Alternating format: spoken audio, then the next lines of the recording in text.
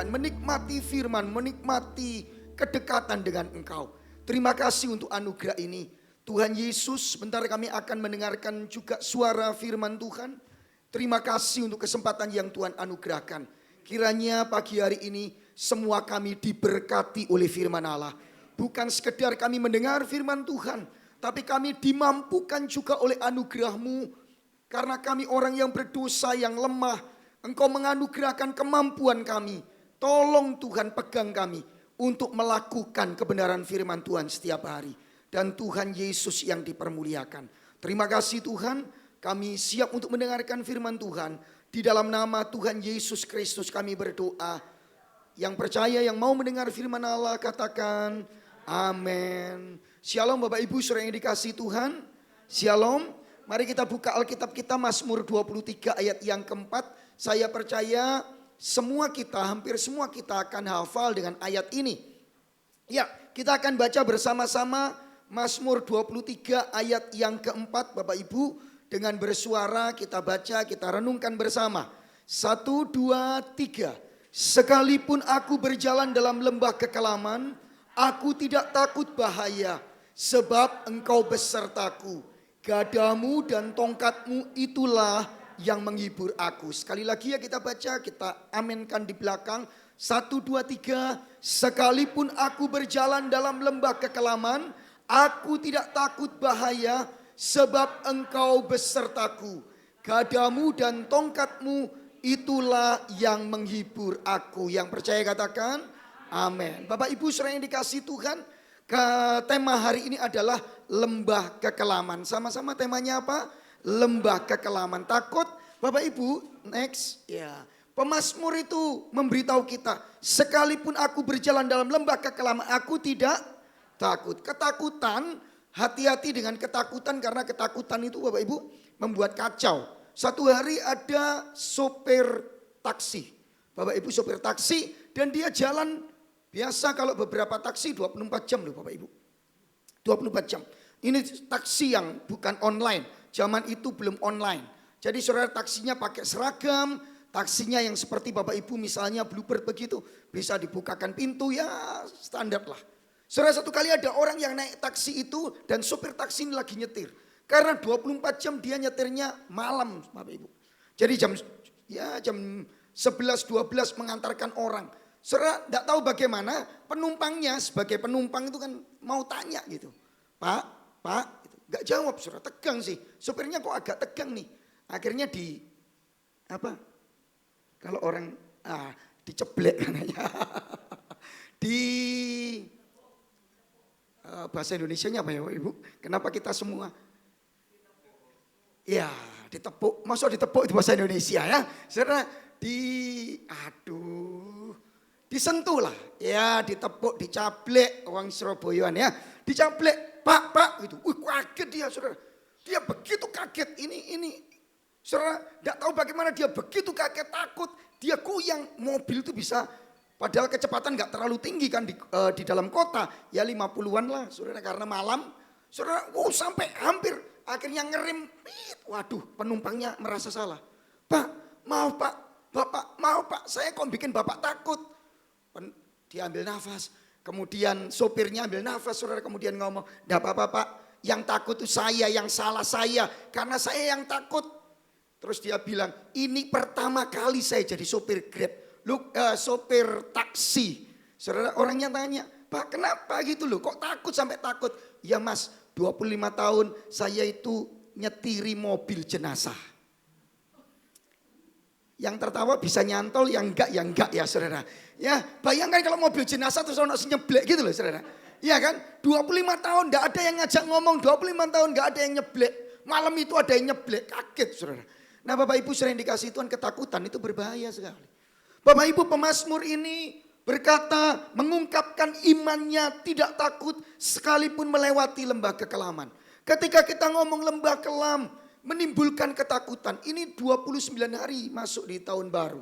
Bagi yang tanggalan kalendernya itu kalendernya Tionghoa dan saudara mengikuti Imlek, ini baru hari ke-7 setelah tanggal 22 kemarin. Bapak Ibu saudara yang dikasihi Tuhan. Belum apa-apa, tahun lalu aja sudah dikasih tahu. Tahun ini resesi. Bapak Ibu, tahun ini tahun yang sulit. Setiap tahun saya kasih tahu, selalu ada kesulitannya sendiri. Setuju Bapak Ibu? Tidak diamenkan juga nggak apa-apa. Bapak Ibu saudara yang dikasih Tuhan, lembah kekelaman. Next, apa sih lembah kekelaman itu? Lembah kelam, saudara tentu saja karena ini kitab puisi, maka lembah kelam itu adalah sebuah gambaran, ini sebuah puisi, dan puisi Ibrani itu paling tidak ada tiga ciri, nah, gampang diingat. Yang pertama cirinya itu, saudara, puisi Ibrani itu ada paralelisme ide. Idenya itu diulang-ulang gitu, saudara. Dan itu biasa. Itu paralelisme ide. Saya nggak ngajar di sini, saudara. Jangan dikeluarkan dulu karena belum dikeluarkan. Ya terima kasih untuk yang jaga multimedia. Bapak Ibu, jadi puisi Ibrani itu satu, ada paralelisme ide. Misalnya gini ya, misalnya nih, anak yang menghormat orang tua menyenangkan hati bapaknya. Anak yang bebal menyakiti hati ibunya. Nah itu paralelisme. Sebetulnya itu satu kalimat aja. Nyakiti orang tua gitu. Cuma itu aja sih. Cuma dibikin namanya puisi. Nah itu Amsal. Bagian dari puisi. Yang kedua, puisi itu memiliki rima atau bunyi sama. Saudara, itu menarik sebetulnya. Kalau saudara perhatikan, Mazmur ini banyak yang sama. Misalnya akrostik. Nah Mazmur 119. Mazmur 19. Ya itu kalau dalam bahasa Ibrani. Saudara, saya akan khotbahnya di Mazmur 23 nih. Nah itu atau bunyi. Ya kalau orang Surabaya itu terkenal, saudara mau orang Tionghoa juga ada loh, semacam apa ya, bunyi akhiran bunyi, oke. Kecil, cita-citanya jadi dokter supaya naik skuter gitu loh saudara-saudara ya, nyuntik orang jadi gemeter ya. Saudara Nah itu namanya rima atau bunyi. Yang terakhir, puisi Ibrani itu banyak kiasannya. Tuhan adalah gembalaku di ayat 1. Tuhan dipadakno gembala.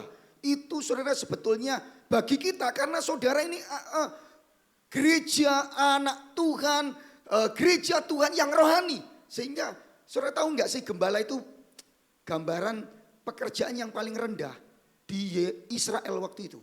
Makanya saudara waktu para gembala di padang didatangi oleh malaikat, mereka kan pengkhotbah semua ngomong, ini orang yang termarginalkan gitu. Orang yang terpinggirkan. Kalau di Indonesia pekerjaan apa yang paling rendah Bapak Ibu?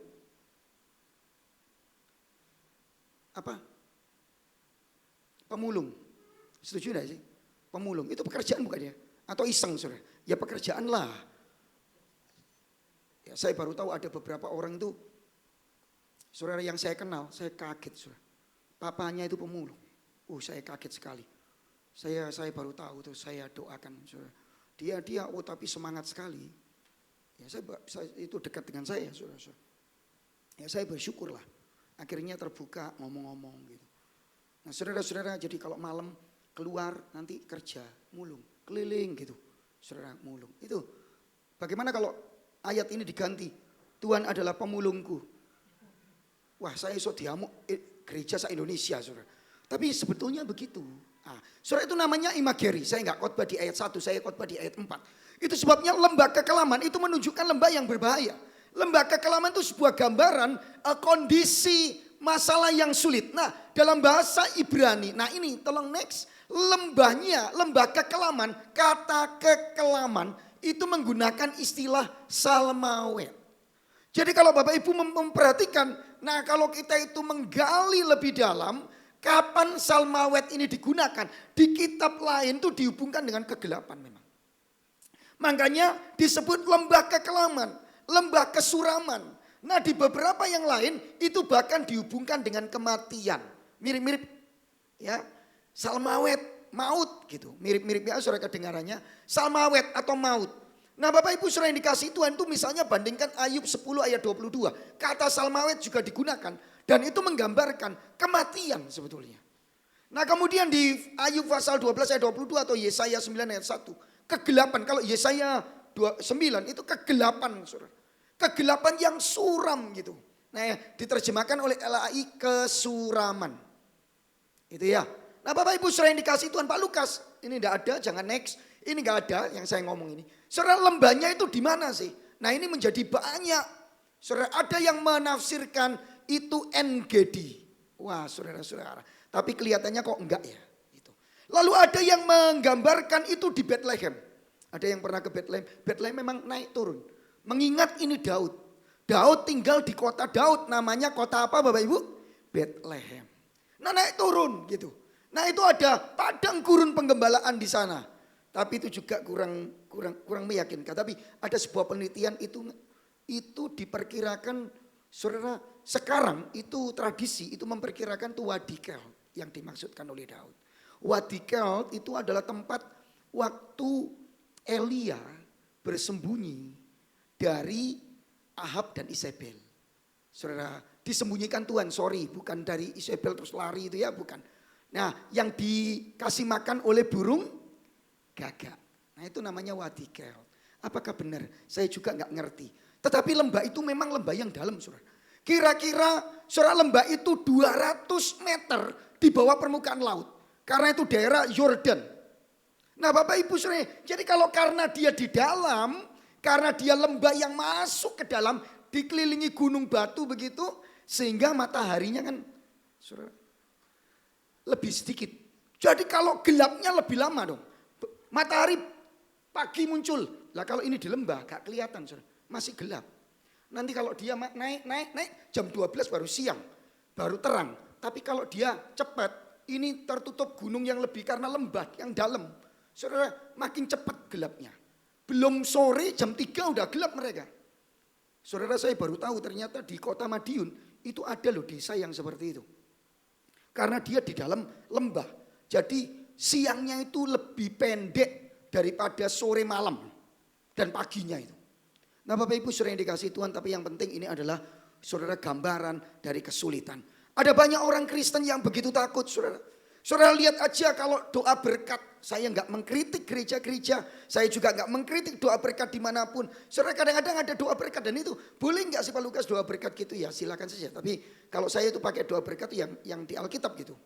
Saudara, tapi doa berkatnya saya nggak lupa di doa berkat di sini. Tapi diberkatilah keluargamu. Diberkatilah. Kamu ada yang sampai detail loh. Kamu nggak akan sakit-sakitan. Gitu. Saudara, ada kan doa berkat itu. Kamu gak sakit-sakitan, kamu gak akan sakit. Kamu akan terus di atas, tidak pernah ke bawah. Kamu jadi kepala, tidak pernah jadi ekor. Itu dikutip dari ayat Alkitab juga. Kamu pasti sukses terus. Kamu pasti baik terus. Ada yang gitu juga saudara. Saya itu pernah khotbah di satu gereja yang doa berkatnya udah ditulis. Panjang saudara. Ya, gak ada kutu ini, kutu itu. Waduh, sakit itu disebutkan. Mulai dari sakit yang ringan, panu, kadas, kurap, gatal jamur, sampai kanker. Lu beneran, kamu gak akan ini. Lu itu saya pernah. Dan Pak Lukas tolong ini doa berkatnya ya gitu. Karena gembalanya gak ada, saya harus doa berkat, saya baca. Wih, ini doa berkatnya Pak gitu. Panjang saudara-saudara. Bapak Ibu saudara yang dikasih Tuhan, pertanyaannya saya satu sih saudara. Kenapa kok muncul begitu? Karena ada ketakutan di dalam kita. Kalau tempat-tempat yang sulit, kalau pergumulan itu orang Kristen takut. Saudara-saudara yang dikasih, tapi pemazmur berkata, aku tidak takut. Daud berkata, aku tidak takut. Nah saudara-saudara yang dikasih Tuhan, kenapa perlu kita nggak takut dengan lembah kekelaman? Saudara, sebagai orang Kristen, mari kita bersama nggak takut lembah kekelaman. Yang setuju katakan amin. Lu gitu loh saudara. Lah kenapa Pak Lukas? Oh sudah disampaikan tadi di awal. Bahwa kita ini punya anugerah. Saudara-saudara yang dikasih Tuhan. Tapi saya akan menyampaikan dari ayat 4 dan beberapa ayat di luar ayat 4 ya. Yang pertama ini Bapak Ibu. Yuk. Saudara, kenapa kita nggak harus takut? Mengapa kita nggak perlu takut melewati lembah kelam? Yang pertama, next. Yuk kita lihat sama-sama yuk kita baca 1, 2, 3. Lembah kekelaman itu bagian dari perjalanan kita. Menarik sekali, Daud oleh anugerah, oleh pimpinan Roh Kudus memberitahu bahwa hidup itu tidak selalu baik gitu loh Bapak Ibu. Ini saya syukuri. Coba bayangkan kalau Mazmur 23 itu ayat 1, 2, lompat ayat yang ke-6. kita akan salah paham dengan Tuhan. Kita akan salah paham dengan kehidupan ini. Next, Bapak Ibu saudara yang dikasihi Tuhan, bukankah di Mazmur 23 ini lembah kekelaman itu hanya satu bagian dari sebuah perjalanan kita. Selain padang rumput yang hijau, air yang tenang, jalan yang baik, yang benar. Makanya bacanya mesti ayat 1 sampai ayat 4. Saudara kadang-kadang berhenti di ayat 3. Saudara, Tuhan adalah gembalaku, takkan kekurangan aku. Amin. Ia akan membaringkan aku di padang rumput yang hijau. Amin. Ia membimbing aku ke air yang tenang. Puji Tuhan. Ia menyegarkan jiwaku. Amin. Ia menuntun aku di jalan yang benar karena namanya. Amin. Sekalipun kami tolak dalam nama Yesus. Lah gitu. Dulu tahun 80-an itu masuk sebuah teologi, saudara. Namanya itu perkataan iman. Word of faith. Jadi semua itu harus kata-kata iman. Nah, papa saya itu satu kali, saudara-saudara, ya, satu kali sakit papi saya. Papa saya itu pendeta. Jadi saya menemani papi saya. Saudara-saudara, saya masih SMA, tapi saya senang dengan Alkitab. SMA kelas 2 saya dipanggil Tuhan jadi hamba Tuhan. Dan saya merasa panggilan Tuhan jelas, maka saya belajar Alkitab. Jadi saudara, saya duduk nemani papi saya. Lalu pembicara atau yang ngundang ini saudara-saudara kemudian bilang, papi saya ngomong, aduh kepala saya agak pening, perut saya kok sakit ya, saudara. Perut saya sakit ini. Terus dia ngomong, pendeta, katakan, kepala saya sehat. Kepala saya sehat. Ngomong, papi saya ikut aja, kepala saya sehat. Itu. Ngomong, perut saya baik, perut saya sehat, tidak sakit. Papi saya ngomong, perut saya baik, perut saya tidak sakit. Terus papa saya ngomong gini, ini kalau tak terus Ci, saya bisa buang air di sini loh Ci, ini Ci. Bapak Ibu saudara yang dikasihi Tuhan, bukan itu iman yang sejati. Bukan itulah Bapak Ibu. Bapak Ibu saudara yang dikasihi Tuhan, bersyukur sekali bahwa Daud memberitahu kita bahwa sebetulnya lembah kelam itu adalah salah satu bagian dari perjalanan hidup kita. Kita nggak selalu ada di padang yang rumput hijau. Ia membimbing aku ke air yang tenang, tidak selalu. Kadang-kadang memang kita akan melewati, saudara, bukan hanya lembah kelam. Kadang-kadang sungainya arusnya deras. Tetapi saudara dan saya tidak perlu takut. Sebab Tuhan beserta dengan kita. Harusnya itu yang menjadi pegangan. Tidak penting tempatnya seperti apa. Tidak penting sulitnya perjalanan kita seperti apa. Yang terpenting siapa yang menyertai saudara dan saya. Yang setuju katakan amin. Nah ini saudara-saudara yang dikasihi Tuhan. Ini bagian dari perjalanan hidup kita. Saudara-saudara yang dikasihi Tuhan, di ayat yang kelima, engkau menyediakan hidangan bagiku di hadapan lawanku, bukan kawanku. Kalau engkau menyediakan hidangan di hadapan kawan-kawanku, itu namanya reuni. Ini lagi tren, reuni. Saya makan dengan Pak Yakub satu kali, saudara-saudara di satu tempat di Surabaya ini. Kaget karena gak Imlek kan gak opo, iso seragam rapi gitu. Langsung tahu. Semua cowok, cewek, semua seragam dan usianya rata-rata 50-an. Langsung ngomong, reunian ini. Serah ini menghidangkan makanan di hadapan musuh loh ini. Saya menafsirkannya, ya medan perang dong sebelumnya. Kita gak selalu di padang rumput yang hijau. Kita gak selalu ada di sungai yang tenang. Kadang kita ada di medan peperangan. Sekali waktu kita ada di lembah kekelaman. Coba mari kita menoleh ke belakang. Maaf, ini bahasa kias ya Bapak Ibu. Jangan noleh ke belakang semua, saudara. Nah, mari kita noleh ke belakang. Bukankah semua kita yang duduk di sini melewati masa kekelaman? Tolong yang paling banyak melewati masa kekelaman ngomong amin. Yang kurang ngomong puji Tuhan. Yang tidak geleng-geleng saja. Tidak usah ngomong, saudara. Dari kerutan Bapak Ibu itu menunjukkan berapa susahnya hidup ini. Satu kali saya kemarin khotbah di Natal kaum muda gitu. Lalu tidak menyenangkan sih. Selalu ada kayak door prize, kayak acara hiburan gitu. Ngasih pertanyaan, kalau bisa jawab dapat hadiah. Saya itu mesti deg-degan, saudara. Kenapa? Pertanyaannya selalu sama. Yang khotbah tadi umurnya berapa? Lu gak enak itu, saudara. Saya duduk, saya wes deg-degan. Diduga berapa ya? Bener, yang paling depan ngomong 52. Oh, sik gak apa-apa, rodok titik, saudara. Tapi itu lebih ketuaan gitu loh. Untung gak ada yang teriak, 70-an. Saya langsung pulang pasti ya. 52, saya 47. Nanti ini baru 48. Beda berapa? 5 tahun ya oke lah ya. Tapi ketuaan 5 tahun kan gak enak gitu ya saudara. Bagaimana perasaan saudara? Kalau saya sih gak peduli sih. Mau dibilang tua muda terserah lah orang ngomong aja. Orang ngomong kan gak kulaan katanya orang Surabaya. It's okay. Dan tidak penting sih umur berapa saya. Yang penting kan firman Tuhannya. Bapak Ibu saudara yang dikasih Tuhan sekali lagi. Ini adalah bagian dari hidup kita. Next. Saudara-saudara yang menarik adalah. Saudara perhatikan ayat yang keempat. Ayat yang keempat. Coba kita baca bersama ayat yang keempat. Karena ini saya pengen menafsirkan bersama saudara-saudara. Ayat yang keempat. Sama-sama ya. Ayat yang ketiga. Ayat yang ketiga kita baca bersama-sama. 3 bagian B yang kita tekankan. Coba kita baca bersama. Ayat 3 ya. Sama-sama ya. 1, 2, 3.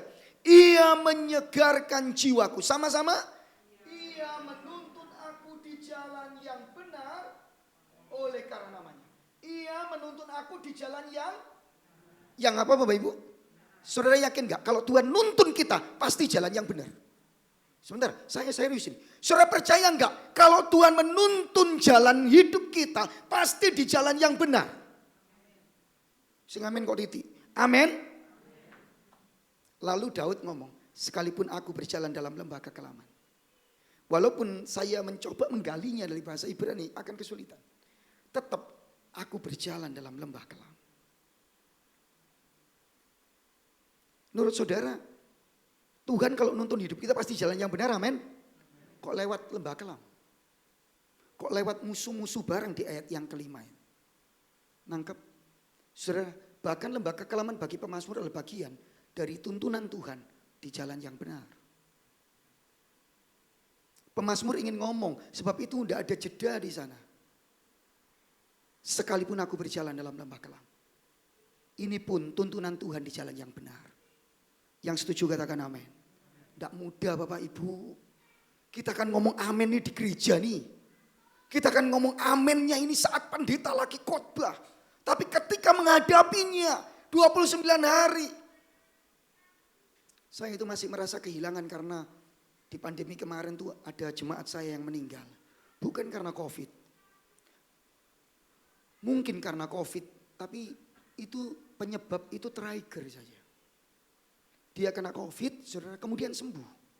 Tetapi rupanya sakitnya itu long COVID. Tiba-tiba saudara-saudara sakitnya itu seperti orang, pertama saya pikir makan muntah gitu.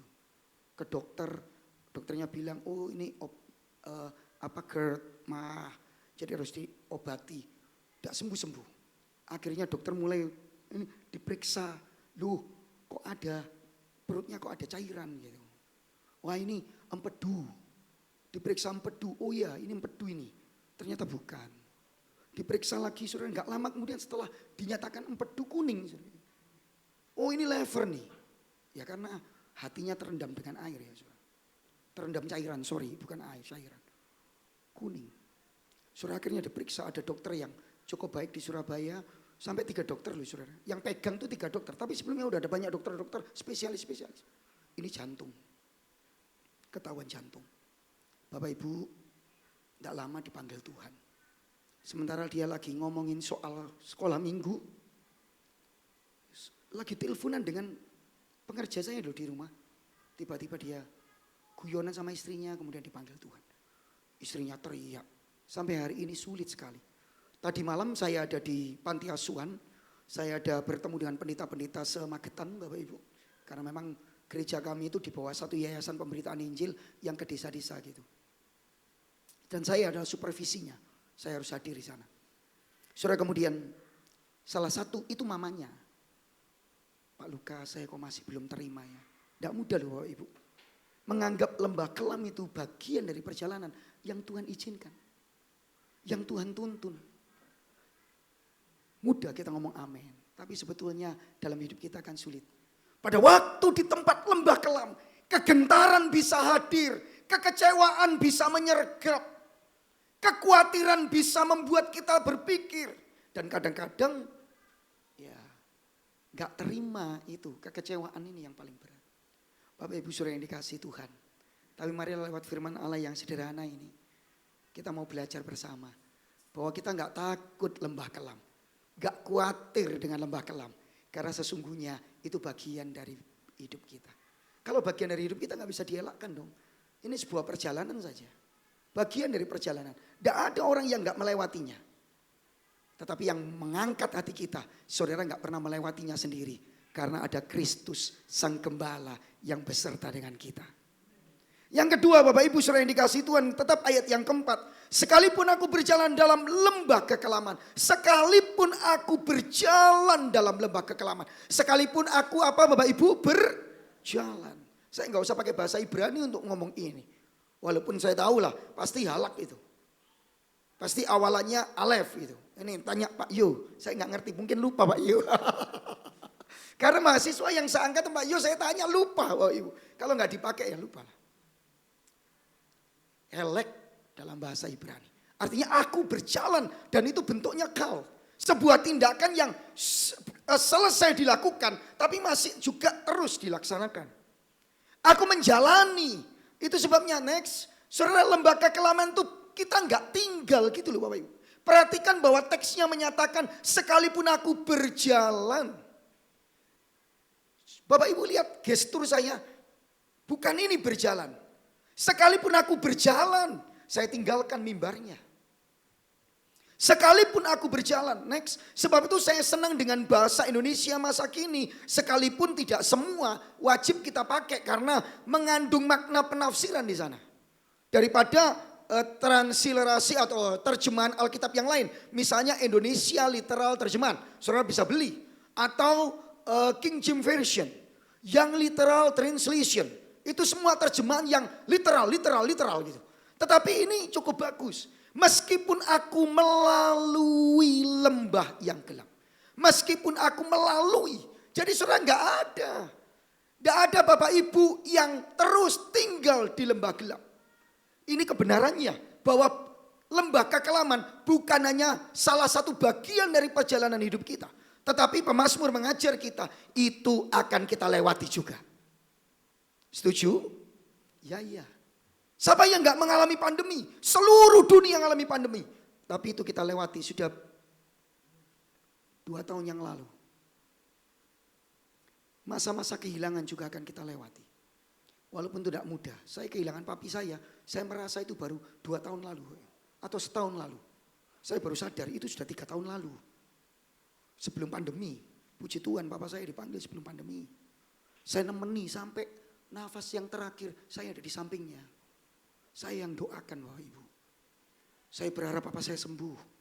Saudara waktu papi saya divonis atropi. Atropi itu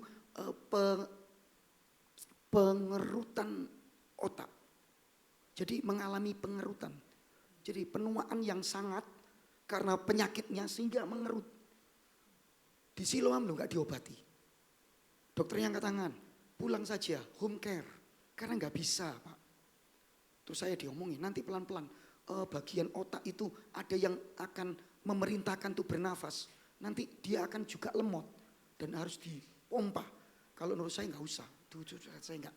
Saya nggak terima. Begitu pulang sampai di rumah. Besoknya saya pergi ke RKZ. Itu kan Siloam. Saya ke RKZ.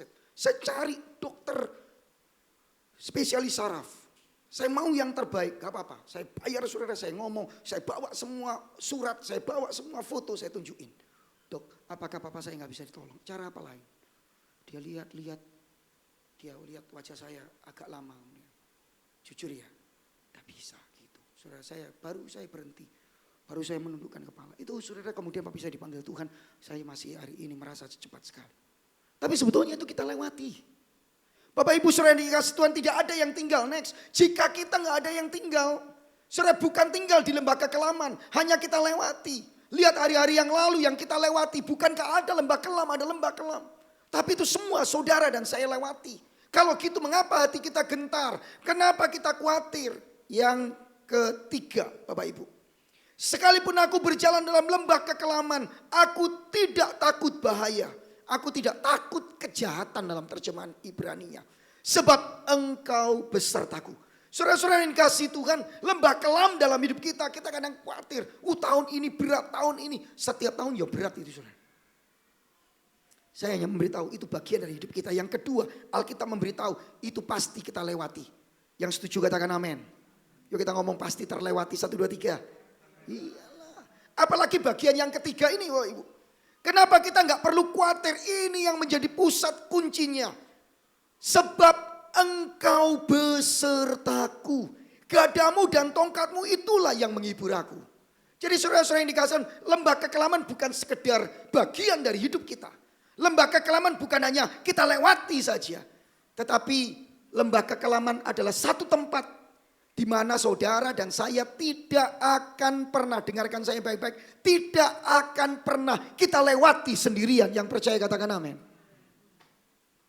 Pak Lukas, saya ini kurang setia ke gereja loh.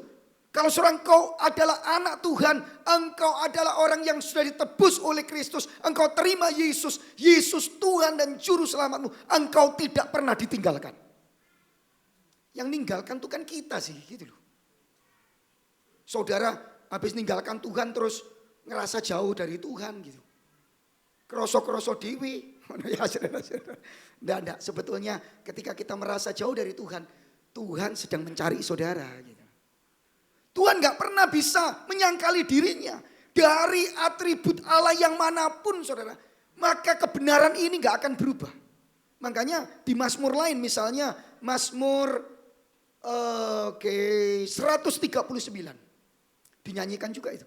Kemanakah aku dapat pergi menjauhi rohmu yang suci.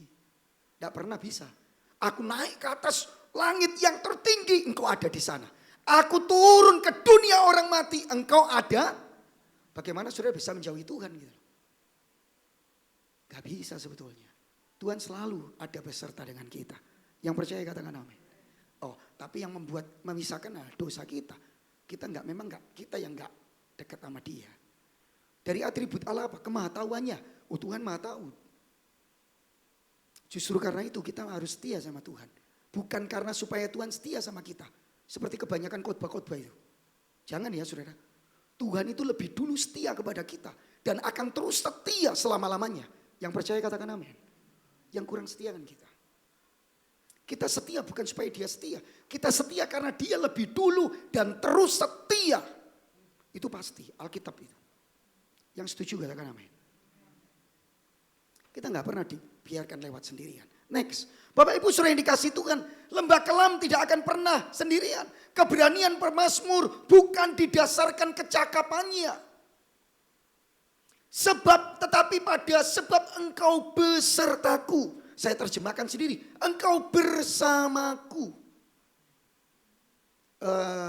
Saudara, bukan berarti saya mau apa. Tapi dalam bahasa Ibrani. Tapi saya ingin menekankan dulu. Daud itu siapa sih? Loh saudara yang nulis ini kan Daud. Mari kita lihat Mazmur 1.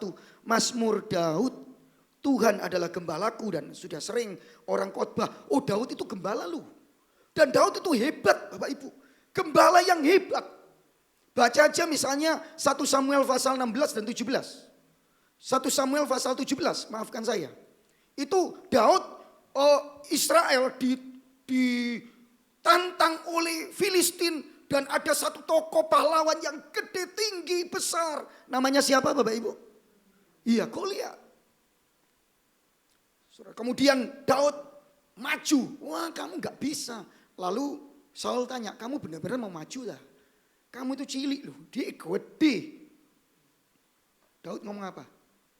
Raja, hambamu ini menggembalakan domba. Kalau ada singa, ada beruang, hambamu ini gak lari. Akan hadapi, saya pegang janggutnya, terus saya hantam mukanya. Loh ayatnya gitu, dipegang ininya, janggutnya, lalu dipukul. Saudara pernah lihat orang berkelahi dengan singa megang janggutnya? Halo gitu.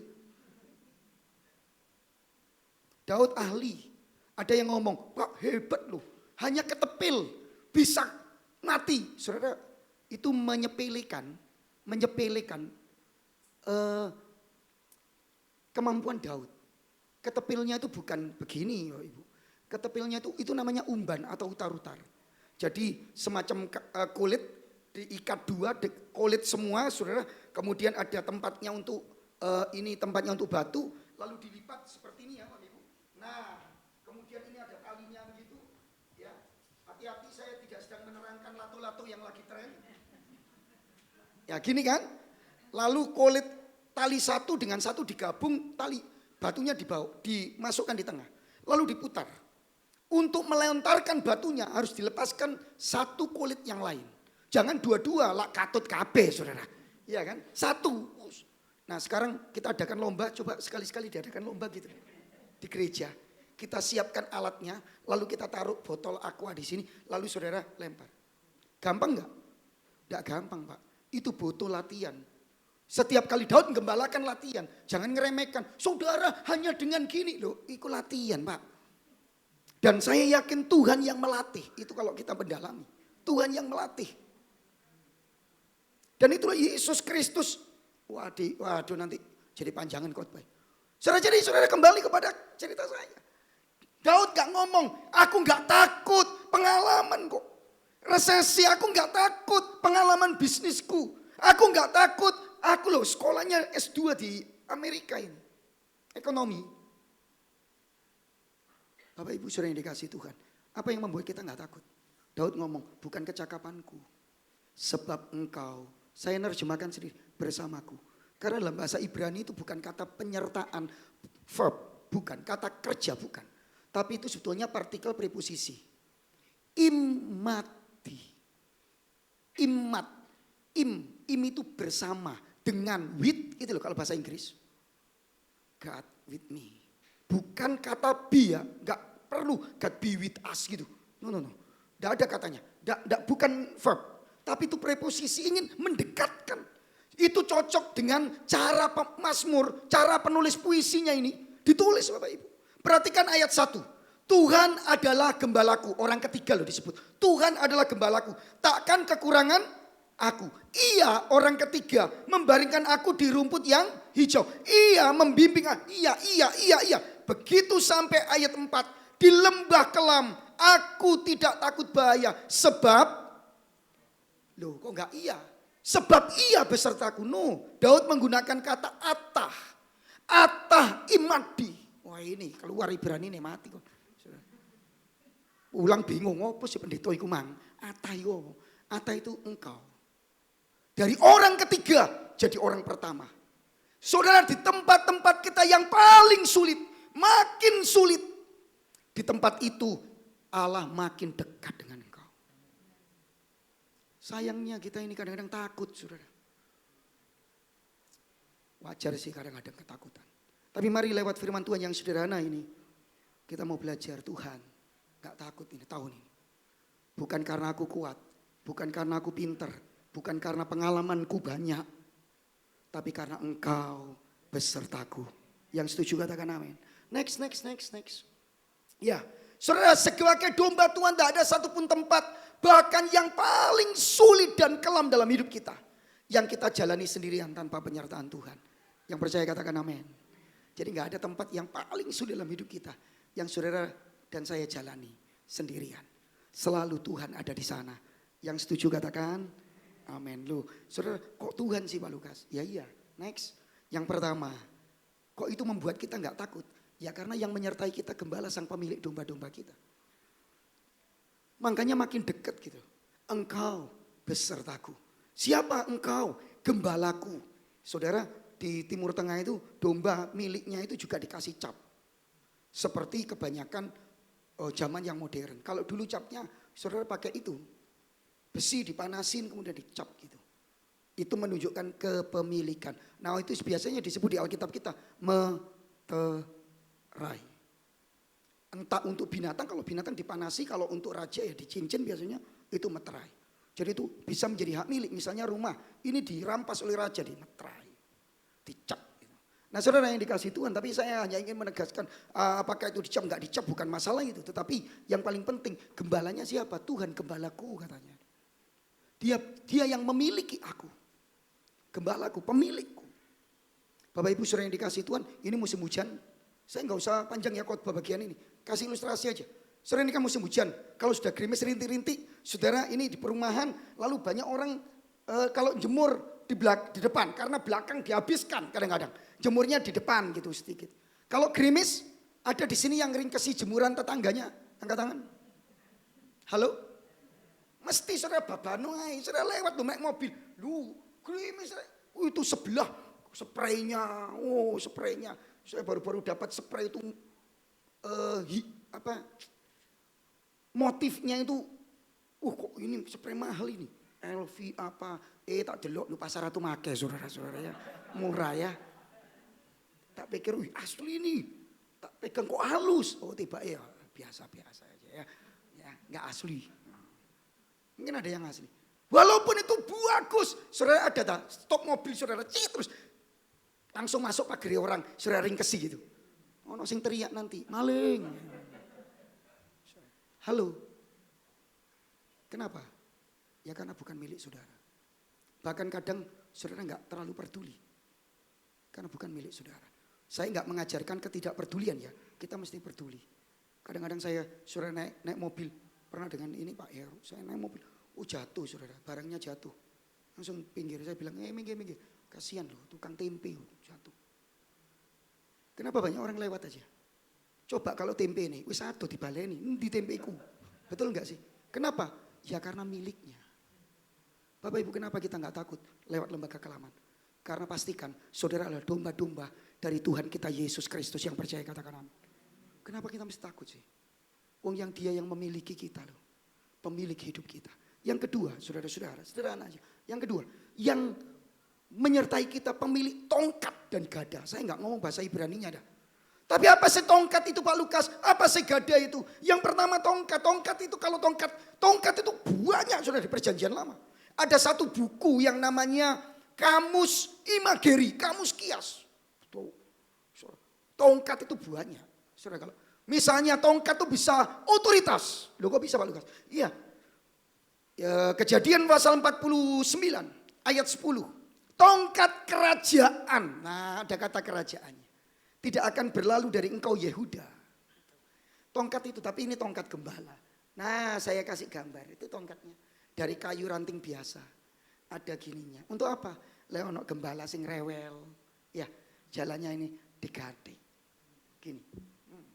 Ayo, bukan terus dicekik sampai mati ya saudara, enggak ya. Itu gembala yang jahat, enggak lah, ditarik aja. Kalau ada yang jatuh ke lembah, diambil oleh gembalanya. Tongkatnya gini. Nah kalau gada Pak Lukas, ya baca aja siapa namanya Daud. Itu untuk memukul singa. Tongkat ini untuk memukul domba Pak. Ya iya, domba ini dipukul pok gitu. Tapi gadanya tidak, untuk musuhnya. Tongkat pemeliharaan Allah. Gada kekuatan pembelaan Allah. Saya kira itu yang menghibur kita. Saudara-saudara yang dikasihi Tuhan. Lembah kelam itu memang bagian dari bagian perjalanan kita. Lembah kelam itu saudara satu bagian dari perjalanan kita. Lembah kelam itu pasti kita lewati, itu jangan khawatir. Yang ketiga, jangan takut. Kenapa? Karena Tuhan yang menyertai kita, Tuhan yang memegang kita adalah Tuhan yang siap membela dan memberikan penghiburan kepada kita. Yang setuju katakan amin. Saya gak usah saksi lagi ya saudara. Kesaksian saya. Wah, ngeri saudara, serius saya sampai sekarang bingung. Sampai sekarang saya gak kenal orang yang lihat gereja saya loh, gereja saya sulit. Orang iso nemu gereja saya itu karena betul-betul karena pimpinan Bintang Timur saudara. Kalau enggak susah, serius. Kemarin mahasiswi Amadius itu imlekkan ke rumah saya. Hari kedua, ke rumah Pak Lukas. Langsung gini semua, gak ada duit saudara-saudara ya. Udah tenang aja, pokoknya tak siapkan. Makan bakso bareng gitu. Datang banyak. Itu loh nyari. Sudah di depan rumah saya masih telepon. Pak Lukas rumahnya yang mana? Apa enggak tersinggung sih Pak Ibu? Loh serius saya apa enggak tersinggung sih? Gitu.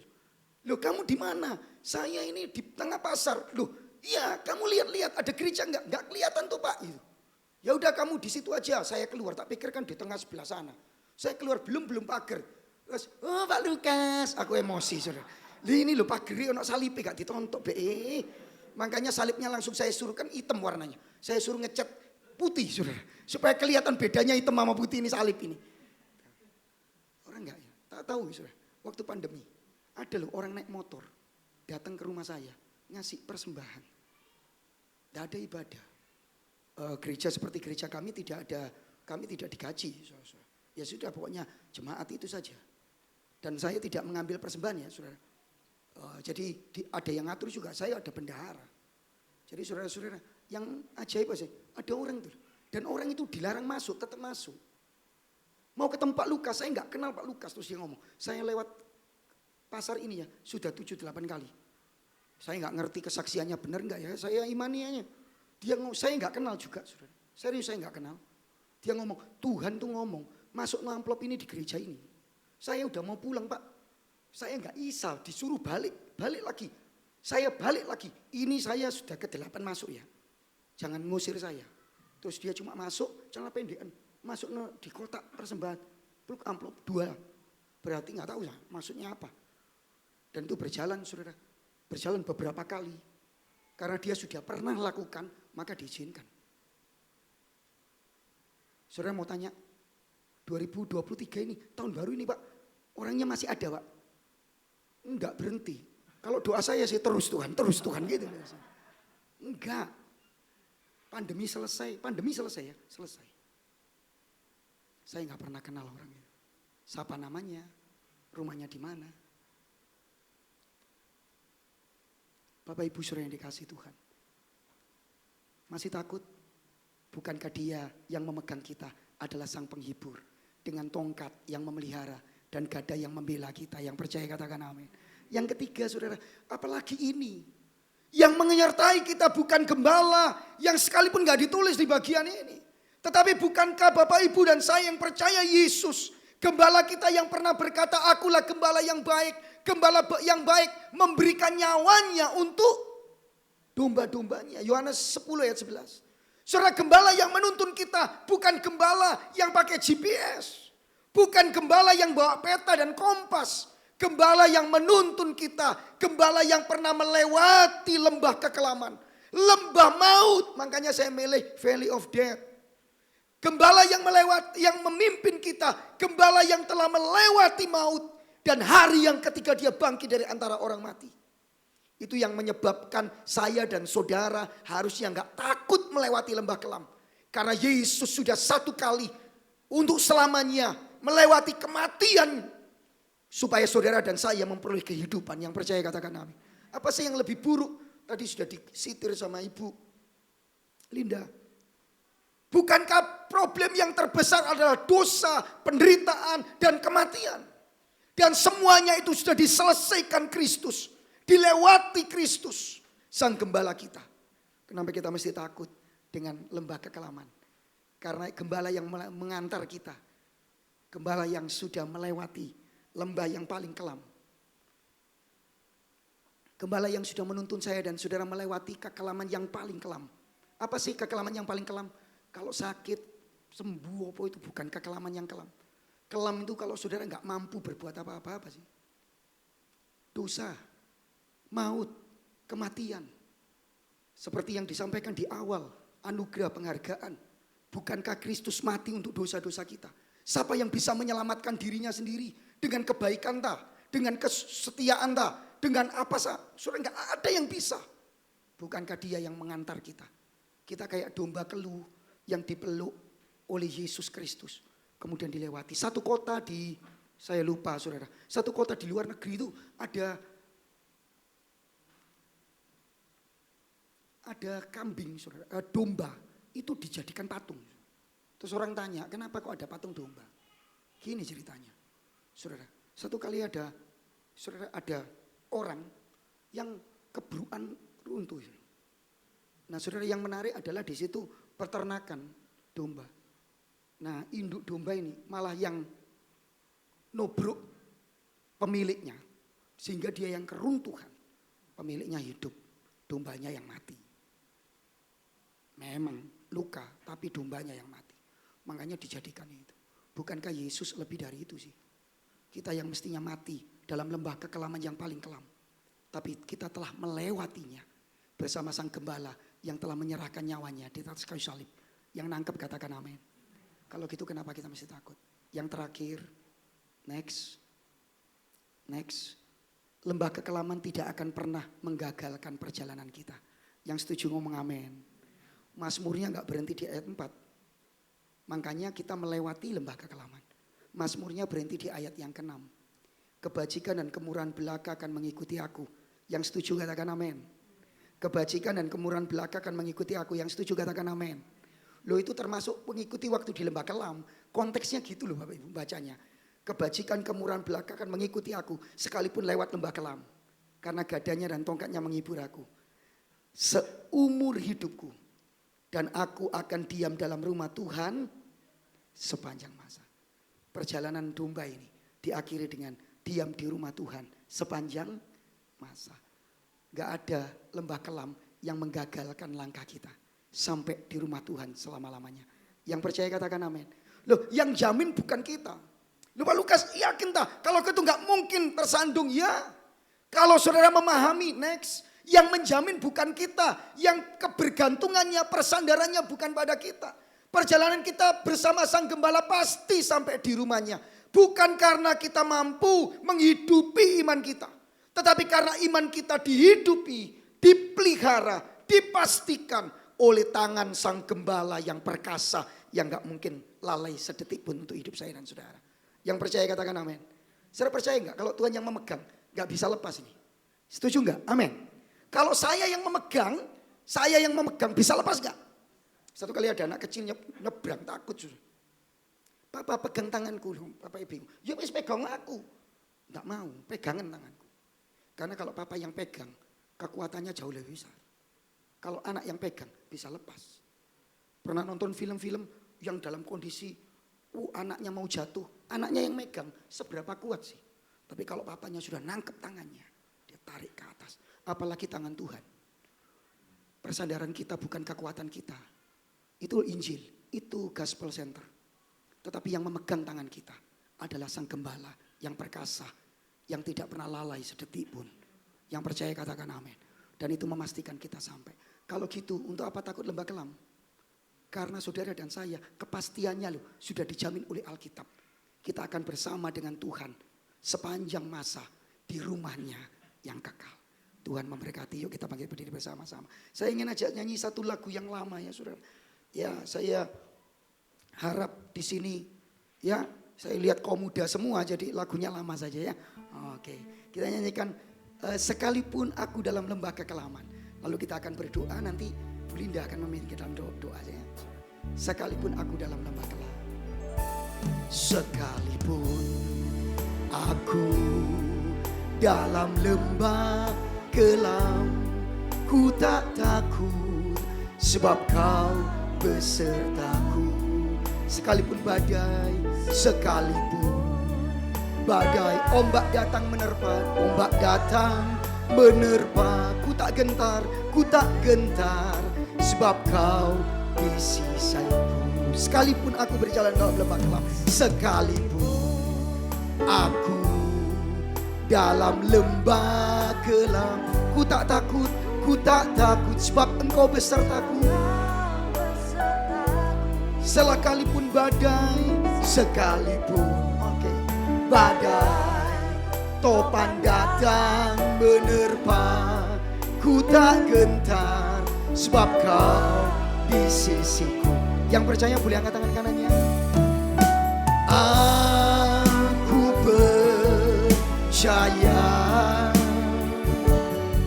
berkat-Mu atasku melimpah. Kebajikan, kemurahan selalu mengikutiku. Ku puji, ku sembah Kau Tuhan. Sekali lagi ya Bapak Ibu, sama-sama dari awal.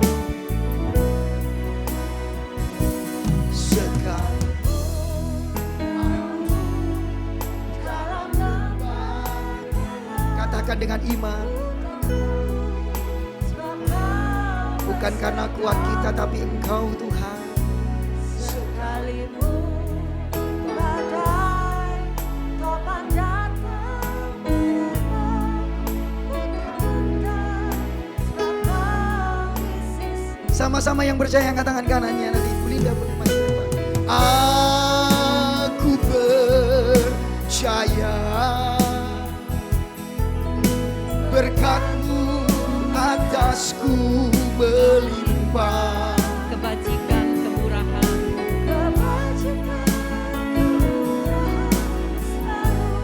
mengikutiku. Ku puji, ku puji, kau sembah, kau Tuhan.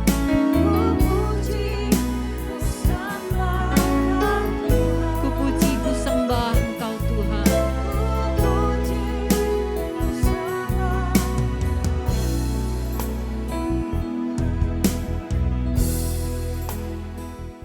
Mari ambil saat teduh sejenak.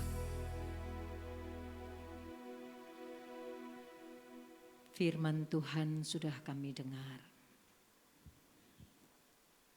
Ketika kita berjalan di dalam jalannya, yaitu di dalam jalan-jalan Tuhan, janji Tuhan tetap akan menyertai kita. Dia menyertai kita sebab dia adalah gembala yang baik, sang pemilik domba, yaitu saudara dan saya. Yang menyertai kita karena dia adalah pemilik tongkat dan gada yang akan memberikan penghiburan kekuatan. Yang menyertai kita adalah gembala yang telah melewati dan mengalahkan lembah kematian. Yang menyertai kita adalah gembala yang baik, yang senantiasa menuntun setiap kita.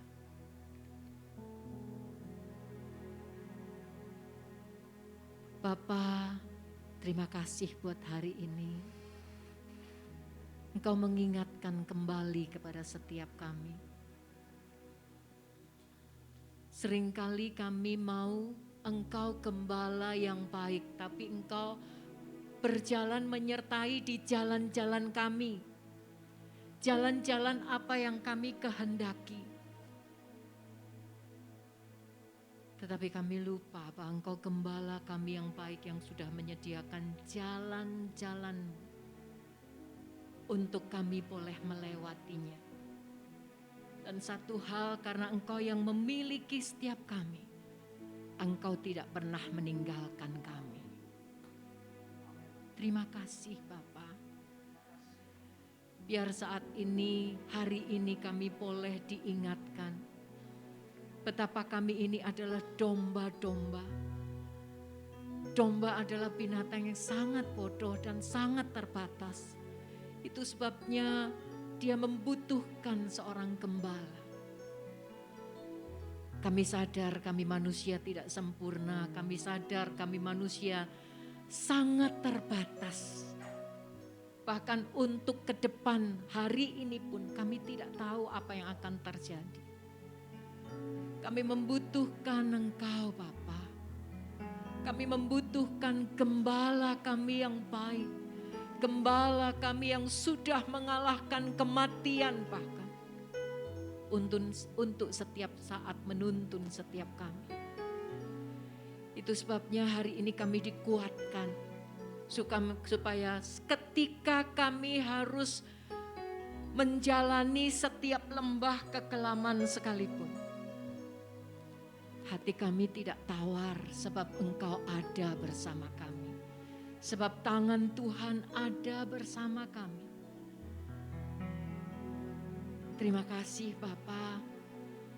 Kalau hari-hari ini Bapa juga sudah tuntun kami di rumput yang hijau, di air yang tenang. Biarlah kami juga terus penuh dengan ucapan syukur atas setiap anugerah dan kasih setia-Mu. Begitu pula Bapa, ketika kami dalam kekelaman sekalipun, Engkau Bapa yang tidak pernah meninggalkan kami. Terima kasih buat firman-Mu siang hari ini yang boleh mengingatkan kepada setiap kami bahwa siapakah kami ini, manusia yang terbatas dan rapuh. Itu sebabnya kami sangat membutuhkan Engkau Bapa sebagai gembala kami yang baik. Terima kasih Bapa, biar firman Tuhan siang hari ini membawa kami lebih lagi mengenal akan setiap kebenaran firman-Mu. Sehingga kami juga boleh berjalan bersama Engkau di setiap jalan-jalan-Mu ya Bapa. Terima kasih Bapa. Kau memberkati Pak Lukas yang sudah menjadi saluran berkat buat kami di tempat ini. Terus Bapa bukakan setiap rahasia kebenaran firman-Mu lebih lagi Bapa. Sehingga dimanapun hamba-Mu ini berada, nama-Mu ditinggikan dan boleh membawa banyak jiwa lebih mengenal lagi akan kebenaran firman-Mu yang sejati. Kau memberkati dalam setiap kehidupan Pak Lukas beserta istri yang Tuhan pakai untuk melayani pekerjaan-Mu Bapa. Benar-benar nama-Mu ditinggikan dalam hidupnya. Kami berdoa untuk setiap kami yang ada di tempat ini juga, melewati setiap hari-hari kami, bahkan apa yang akan kami hadapi ke depan, kami tetap percaya. Bapa yang tidak pernah melepaskan kami dari penyertaan-Mu. Bapa yang senantiasa ada bersama kami dan kerinduan hati-Mu senantiasa dekat dengan kami. Itu yang akan kami pegang dalam hidup kami. Terima kasih Bapa. Kami bersyukur buat siang hari ini. Biar ini yang menjadi kekuatan, firman-Mu yang menjadi pelita dalam setiap hidup kami. Dan di dalam nama Yesus, kami berdoa, kami ucap syukur, haleluya. Amin. Silakan.